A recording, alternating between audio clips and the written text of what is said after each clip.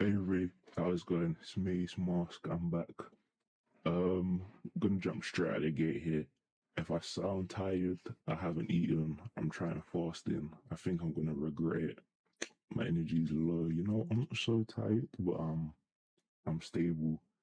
And if you're wondering what kind of video this is, you're probably waiting on my game that I said I was gonna make. It is coming. I'm not a scam artist, I promise you. It's just that as well as this channel having updates for the kind of games I'll be working on, I also wanted to share just any advice to help out any fellow game devs out there. So I'm here to share, useful advice. This channel is going to have useful advice as well as updates of how things are going. And today I wanted to just make a short, brief video to talk about game depth. Sorry if I take long pauses, I have to look over. I can barely see out of this thing, so I have to have everything in like size 78 font.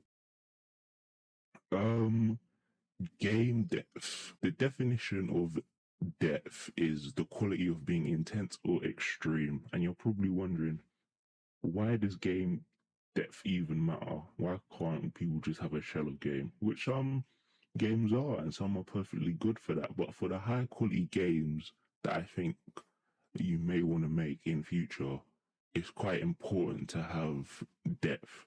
And so before we go on to how to make it, I want to talk about what are some examples of games that have depth to really get a point across of why they matter.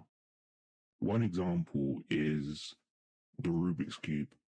All it is, 3x3 cube, you do this, you twist it, and that's it. That's all it does, and it changes it.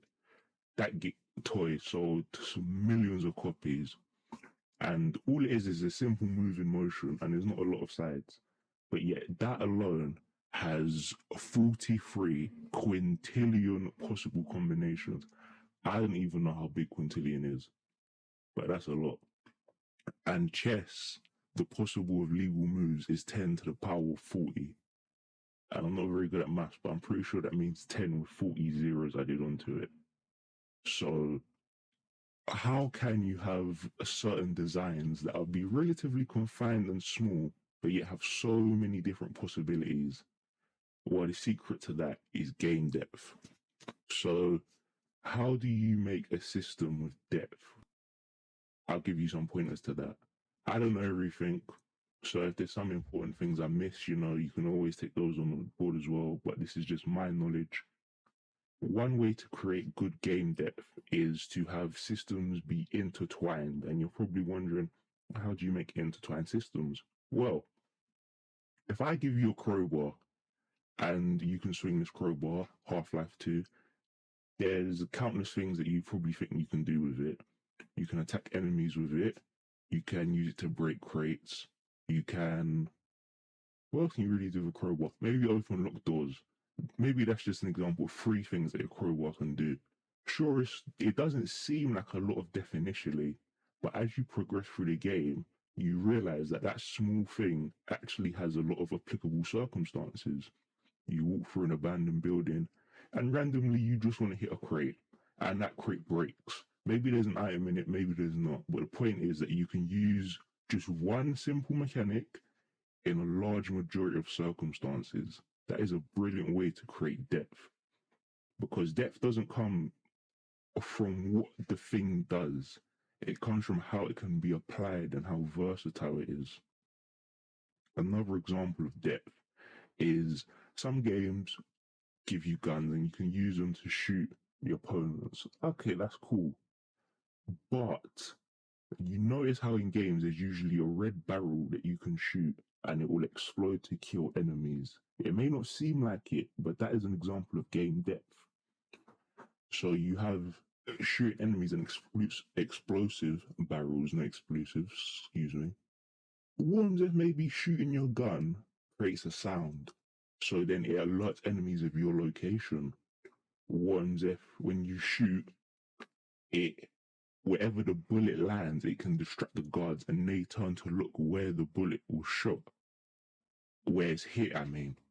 Already, it's the same functionality of shooting a gun, but it creates so much more to do, so much choice for the player that you've initially created a system that has good depth to it. That's the reason why chess and the Rubik's Cube, for example, has so many possibilities and are so complex, although they're relatively simple things, because you can do so much with them. With pieces, you can't move every piece everywhere, but there's many applicable ways in which you can move a piece that the correct answer isn't always obvious. And even though there is best case scenarios as to when to do something, that the answer isn't always clear and there's multiple choices. You can have multiple choices with there only being one thing, because what matters is how you use it. In chess, all you can do is move a pawn forward. That's it. But yet, depending on the circumstances, depending on the pieces in front of you, depending on if you can capture another piece and then move it diagonally, it changes up the game entirely. All it is one simple piece moving. So for your game, I'm not sure what you would want to make, but let's think of an example together off the top of our heads. You want to make a PV fighting games. A fighting game is a brilliant example of this. Super Smash Bros. Up Smash, or is it Up Special? I haven't played the game in a long time. Either way, that is typically your character's recovery move, but that's also an attack. And that can also be combined with other things. So the whole entirety of your Up B Special changes on the context and how you want to use it, because it will typically move you up as well as attacking. Do you want to use it after you jump and then Up Special to help you get higher up to where you can attack an opponent or to get back onto the stage? Or do you just want to use Up B flat out how it is? Combine that with all the other moves that are quite versatile in their own special way, and you've already got depth. It's the reason why Brawl is still being played to this day.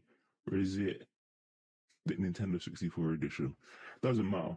The point is you get one thing, and you allow it to have multiple purposes, or it can affect multiple different things.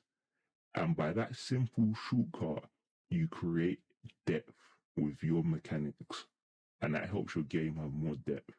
Now, I'm sure there are other methods as to how you can create game depth, and I highly recommend you look at other channels and look to other sources for advice. Two I can give you is Fast Forward My Game, the YouTube channel. I think he makes quite good YouTube videos, and two of these videos I'd highly recommend is Easy Ways to Make Deep Gameplay, and his other video, Make Any Game Mechanic Goated. I'll leave link to both of those videos in the description. But yeah, I just wanted to cover how to create depth in your game. Hopefully I take my own advice. Hopefully you take mine, or at least don't even take it, but just have it in mind and maybe compare it up to other sources to come to your own conclusions. Because game dev is another form of art at the end of the day. So to each their own, and each person has to find their own style. But hopefully to someone this helped them and they have something that they've learned from this experience. All right. I'll see you guys later.